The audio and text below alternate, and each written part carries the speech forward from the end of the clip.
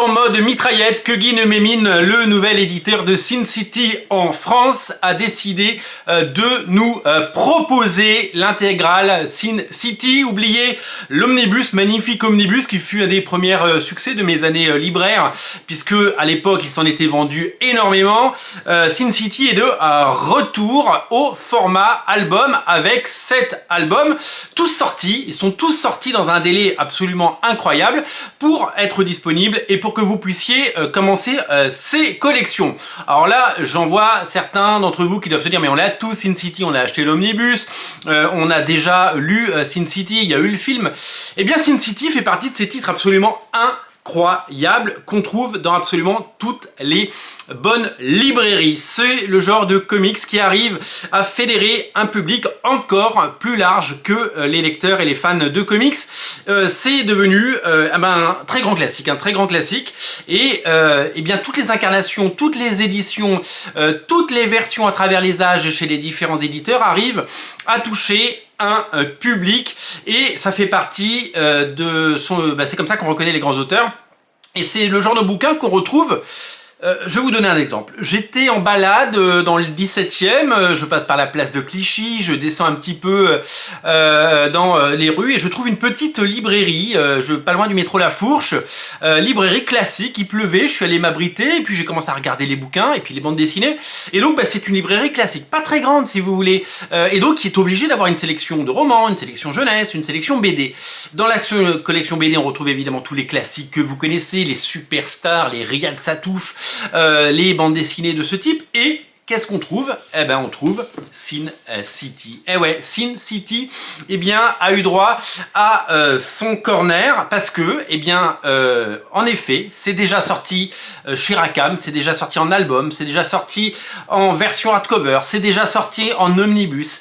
Ça ressort à la fois en hardcover chez Huggin, mais aussi dans cette collection qui reprend le format comics. Il y a une demande, parce qu'on pense que tout le monde l'a lu, mais c'est pas vrai, on est 70 millions en France, tout le monde ne l'a pas.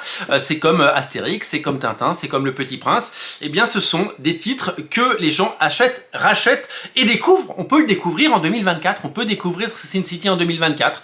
Et donc ces belles éditions, il faut dire que les éditions collector que je n'ai pas, j'ai pas les éditions collector, que les éditions classiques, que voilà, magnifiques, que j'avais autrefois en version originale, j'avais ce format en version originale, je les ai revendus il y a bien longtemps et je suis ravi d'avoir ces éditions françaises de ce chef-d'œuvre incontournable de Frank Miller. Honnêtement, il faut avoir lu Sin City une fois dans sa vie, c'est tout simplement exceptionnel, c'est un tour de force, c'est la grande œuvre clairement de cet auteur qui a également fait 300. Alors 300 pour le coup, j'ai pris la version hardcover, j'ai craqué, j'ai cassé ma tirelire parce que 300 je l'ai eu. J'ai eu une version antérieure et puis je me suis rendu compte que je l'avais plus parce que j'ai dû le revendre, bêtement d'ailleurs, je ne sais pas pourquoi je l'ai revendu, il y a quelques années, certainement à l'occasion d'un déménagement ou d'une naissance d'un de mes fils.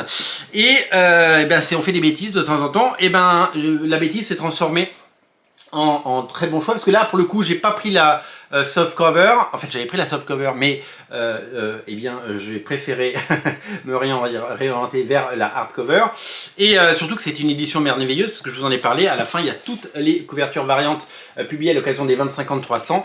Voilà, ça je l'ai relu, je l'ai redécouvert et c'est vraiment super chouette parce que j'avais évidemment l'image du film en tête, mais c'est bien de replonger aussi dans le matériel originel. Donc Sin City fait partie de ces très très grands classiques, chef-d'œuvre du polar noir, adapté au cinéma par 2 fois et qui, case à case, l'adaptation elle est littéralement absolument incroyable avec des vrais acteurs, c'était assez fou ce qu'ils ont proposé. Véritable tour de force de la part d'un auteur fabuleux. Pour vous signaler donc et vous montrer parce que je vous avais montré les 3 premiers, voici le 4e, voici le 5e qui s'appelle Les Valeurs Familiales, Family Values, qui était un one shot parce que tous les autres Sin City étaient sortis de façon, vous le savez, épisodique, c'était le format classique américain, 22 pages avec tous les mois. Valeurs de famille à l'époque c'était un one shot et c'était déjà quelque chose d'étonnant. Il y avait eu le fabuleux des filles, des flous et des flingues, voilà, le tome 6. Et le dernier qui est un énorme pavé, le 7e, Hell and Back en anglais, aller-retour pour l'enfer, qui à mon sens est donc le chant du cygne, parce que c'est la dernière histoire, qui selon moi est un petit peu en dessous. Mais c'est un humble avis, c'est un titre qui a ses fans et donc voilà pourquoi je vous le recommande. Voilà donc un Sin City à redécouvrir d'urgence. Les 7 tomes sont disponibles maintenant. Vous pouvez en faire l'acquisition. Vous les trouverez absolument partout. Et je souhaite à cette collection et à cette nouvelle édition qui est de qualité, hein, les éditions souples sont super. Regardez, il y a ce rabat.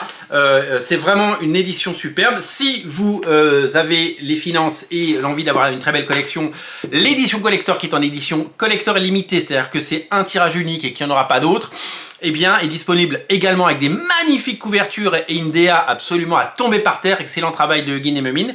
Voilà, si vous vous posez la question de savoir pourquoi Guy Nememine ressort Sin City, c'est parce que il y a des nouvelles générations de lecteurs, des nouveaux fans, des gens qui ne l'ont pas encore découvert, et que grâce à ce formidable travail qu'ils ont fait en un temps record de nous sortir ces 7 albums en quelques mois, vous avez l'occasion de relire Sin City et 300, voilà.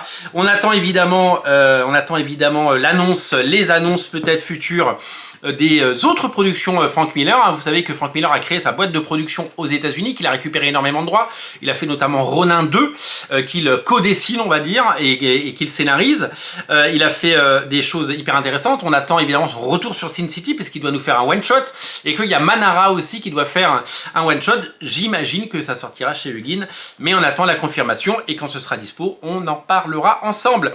Merci de suivre ces émissions, et réservez à Sin City le meilleur des accueils. C'est à découvrir d'urgence et c'est disponible absolument partout. Salut!